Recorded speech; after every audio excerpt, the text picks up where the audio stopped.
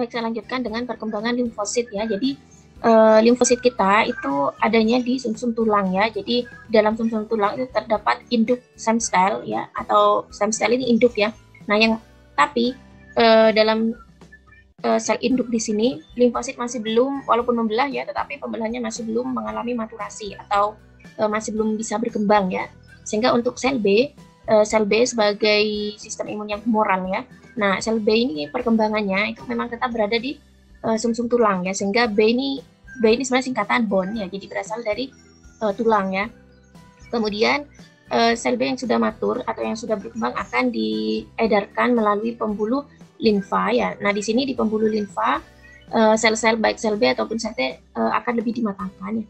Untuk sel T ini pematangannya ada di timus ya. Jadi stem cell ini nantinya akan berkembang menjadi sel T dan sel B ya. Kenapa disebut dengan sel T? Karena perkembangannya ada di timus ya, maksudnya ya.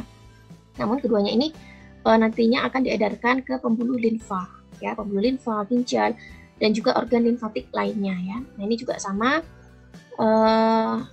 sebenarnya ya, dari sel T, sel B, sel darah merah, dan sel darah putih ya, seperti makrofag lainnya. Ini ya, sel mas dan lainnya itu berasal dari prekursor yang berbeda ya. Ini ya, sel prekursor melioid ini untuk sel-sel darah putih yang non-spesifik. Sel prekursor eritrosit untuk perkembangan sel eritrosit dan trombosit. Sel prekursor limfoid berarti sebagai prekursor pembentukan sel B dan sel T. Dan ketiganya ini berasal dari sel induk yang sama, begitu ya, di sumsum tulang juga. Nah, ini ya. Nah, ini ya, sel limfosit ada yang primer, ada yang sekunder. Kalau yang primer itu terdapat pada sumsum tulang dan timus yang disebut dengan sel B dan sel T. Kalau yang sekunder itu sudah terkonsentrasi pada limfa, kelenjar limfa, tonsil, dan termasuk jaringan jaringan ikat. Dalam hal ini jaringan ikat itu adalah ini ya, organ limfatik lainnya atau pembuluh limfa ya. Jadi jaringan ikat yang di sini namanya jaringan ikat limfa, dan beberapa juga terdapat pada organ-organ tubuh lainnya. Nah, sekarang saya akan membahas antigen. Antigen itu apa? Antigen itu adalah suatu molekul organik yang dikenal oleh sistem imun. Antigen itu termasuk molekul organik ya, yang terdiri dari struktur kimia yang berbeda ya. Kemudian bahannya itu bisa berupa protein ya. Umumnya yang paling banyak itu adalah protein. Kemudian ada karbohidrat, lipid, dan juga asam nukleat ya. Ini Anda bisa baca sendiri, yang mana antigen ini adalah benda asing yang dapat mengaktifkan antibodi ya, atau reseptor yang berada pada sel T. Jadi antigen ini ya, misalkan antigen yang terdapat pada misalkan ini antigen yang terdapat pada kuman ya, atau pada bakteri itu. Nah, ini misalkan ya antigen yang terdapat pada bakteri ya. Nah, pada permukaan sel-sel bakteri tersebut ya, banyak sekali yang namanya toksik kan ya, bisa berasal dari dinding selnya ya, atau bisa berasal dari flagel ya, atau bisa berasal dari fili ya. Jadi seluruh permukaan sel bakteri itu merupakan antigen. Di sini strukturnya itu berbeda-beda, yaitu menandakan kalau antigennya itu juga berbeda-beda. Ini hanya simulasi ya. Kalau antigen itu yang menyebabkan berbeda itu karena adanya epitop ya. Nah, ini. Jadi ini misalkan antigen atau salah satu toksik ya, atau benda asing, misalkan polen juga termasuk antigen kan ya. Nah, itu strukturnya ya, itu berbeda-beda. Misalkan ini ya, ini ada yang cembung, ini yang segitiga, ini ada yang seperti ini. Ini hanya simulasi ya. Ini sebenarnya yang membedakan itu berdasarkan struktur kimianya. Nah, struktur kimia yang berbeda pada antigen ini disebut dengan epitop ya, antigenik determinasi ya. Yang mana struktur epitop di sini nantinya yang akan berikatan ya dengan yang namanya antibodi. Jadi struktur antigen dengan struktur antibodi atau reseptor sel T di sini harus sama, harus match gitu ya, agar terjadi reaksi ya. Nah, ini juga sama ya. Jadi misalkan ini antigen ini bentuknya cekung gitu kan ya. Maka pada antibodi di sini ada antibodi ya. Antibodi pada ujungnya itu terdapat antigen binding set atau tempat melekatnya antigen di sini memiliki struktur yang sama gitu ya. Jadi ini misalkan antibodi kita, kemudian tubuh kita secara tidak sengaja berkenalan dengan antigennya COVID-19 misalkan ya. Nah, kalau sudah match maka akan terbentuk reaksi ya, reaksi sistem imun. Nah ini juga ya. Nah ini ya, jadi antigen itu sebenarnya yang kuning ya. Ini misalkan kuman gitu ya, atau virus, bentuknya kan beda-beda ya, atau bahkan benda endogen lainnya ya, sel-sel yang sudah mengalami penuaan itu juga disebut dengan antigen ya. Nah ini ya. Tetapi pada bagian salah satu bagian dari antigen di sini ada epitop ya. Yang mana epitop ini nantinya akan mencari antibodi-antibodi yang sesuai, yang spesifik ya.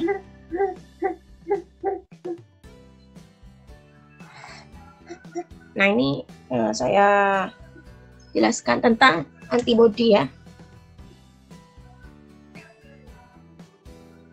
Jadi sebenarnya yang berfungsi sebagai antigen itu apa saja? Nah ini ya, kan tadi sudah saya jelaskan di awal. Kapan reaksi imun itu dapat bekerja. Nah ini ya, jadi ini semuanya adalah antigen. Ini semuanya adalah berperan sebagai antigen. Baik itu mikroba. Sebenarnya antigennya itu bukan mikrobanya, tapi bagian yang terdapat pada mikrobanya. Ya, kalau mikrobanya kan dilisiskan oleh sistem imun yang non-spesifik. Nah, racunnya, toksiknya itu yang nantinya akan dimusnahkan oleh sistem imun yang spesifik. Toksiknya ya. Nah, benda asing lainnya, lebah, sengatan lebah, bukan lebahnya, tapi toksik dari lebah. Ya. Bisa dari ular ya. Ini beberapa zat yang mengendap di dalam tubuh kita ya. Bukan radiasinya yang dimusnahkan oleh imun kita, tetapi sel-sel yang rusak akibat adanya radiasi. Seperti itu ya. Nah, itu semua berfungsi sebagai antigen. Nah, sekarang saya berbicara tentang antibodi. Apa itu antibodi? Jadi, suatu protein globular atau disebut dengan imunoglobulin yang berikatan secara spesifik dengan antigen ya. Berupa glikoprotein ya, namanya saja protein ya. Jadi, sebagian besar antibodi ini adalah protein ya. Glikoprotein, protein yang bergabung dengan karbohidrat. Bisa tersusun dari asam amino dan karbohidrat. Nah, karena antibodi ini yang diproduksi oleh tubuh kita, yang diproduksi oleh sistem imun kita itu adalah protein. Nah, maka sebagian besar ya pastinya antibodi kita itu secara genetik memiliki kesamaan dengan orang tua. Jadi kadang ada kan ya, misalkan antara orang tua kita, bapak dan ibu, misalkan yang ibu itu sistem imunnya kuat, misalkan ya kuat, tetapi pada sistem imun bapak misalkan sering sakit-sakitan ya, atau memiliki riwayat alergi gitu kan ya. Nah, ini juga bisa diturunkan. Kenapa? Karena antibodi itu adalah protein. Kalau protein produknya itu pasti, kalau protein bahan bakunya itu pasti DNA ya. Kalau DNA itu pasti diturunkan. Nah, pada bagian antibodi di sini terdapat daerah yang spesifik sebagai perikatan sebagai tempat berikatnya antibodi dan antigen. Ini disebut dengan paratope ya. Jadi setelah antibodi dan antigen itu bereaksi ya, saling cocok ya, sudah cocok, kemudian terjadi reaksi dan kemudian terjadi respon ya, nanti reaksinya dapat menimbulkan lisis. Jadi antigen pada kuman ya, misalkan ya pada antigen toksik ya yang terdapat pada kuman, nantinya toksik itu sudah bertemu dengan antibodi kita, maka terjadi proses aglutinasi. Aglutinasi ini penggumpalan ya, atau terjadi lisis atau pengendapan ya. Itu reaksinya ya. Nah ini adalah daerah variabel, ini ada antibodi ya. Antibodi itu hanya terdapat pada sel B, ingat ya. Sel B itu mengandung antibodi ya. Kemudian di bagian ujungnya ini terdapat daerah variabelnya ini ya. Kalau diperbesar ini adalah daerah binding set dan ini adalah antigen. Jadi cocok ya. Ini bentuknya U, antigennya juga hampir mirip U. Antigen hanya berikatan dengan reseptor dari sel limfosit yang sesuai, jadi harus match. Nah ini contoh, maksud saya macam-macam antibodi ya yang terdapat pada sel B ya. Jadi kalau sel B ini memiliki antibodi, kalau sel T itu istilahnya bukan antibodi tapi reseptor T gitu ya.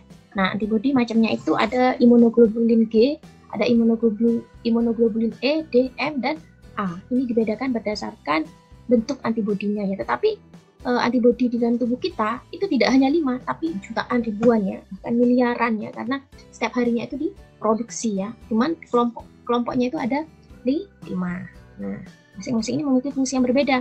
Nah, imunoglobulin G ini merupakan antibodi yang beredar pada pembuluh darah ya, dan diproduksi atau diekskresikan ya selama proses respon sekunder. Jadi imunoglobulin G ini maksudnya merupakan respon sekunder, misalkan orang yang sudah terkena tipes misalkan ya, pertama kali terkena tipes.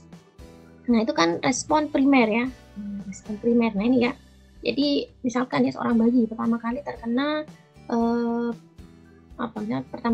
penyakit cacar misalkan ya. Nah, itu yang bekerja adalah imunoglobulin M, termasuk orang yang terkena COVID-19 misalkan ya. Nah, itu sistem imun kita yang bekerja untuk memerangi COVID-19, untuk memerangi toksik yang dihasilkan oleh COVID-19 itu adalah imunoglobulin M gitu ya. Nah, kemudian jika sewaktu-waktu seorang itu terkena COVID-19 lagi, maka yang bekerja itu adalah imunoglobulin G. Itu merupakan respon sekunder ya. Mohon maaf ya, ini anak saya rame. Nah, kemudian ada imunoglobulin A, ini yang disekresikan di saliva ya, kelenjar saliva atau kelenjar di ludah kita, dan ASI ibu itu namanya imunoglobulin A. Imunoglobulin G biasanya disekresikan saat seseorang itu mengalami gejala alergi ya atau hipersensitif. Imunoglobulin D ini untuk untuk merespon semua jenis antigen ya, secara umum ya. Yang D ini yang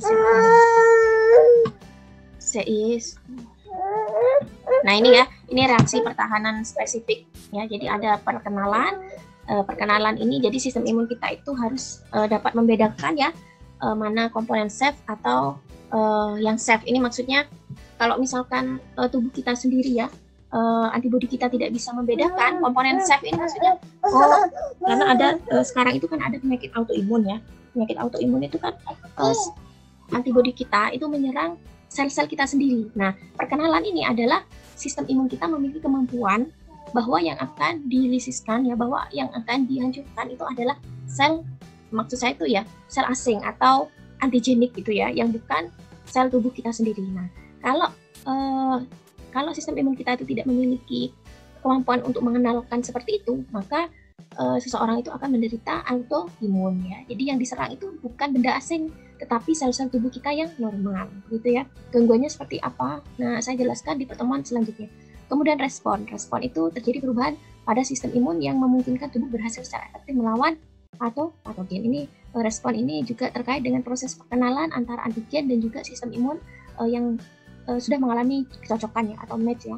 Kemudian reaksi baru ini bisa melisiskan atau melakukan aglutinasi seperti itu ya, sehingga antigenik tersebut berhasil dimusnahkan oleh sistem imun yang spesifik oleh antibodi kita ya.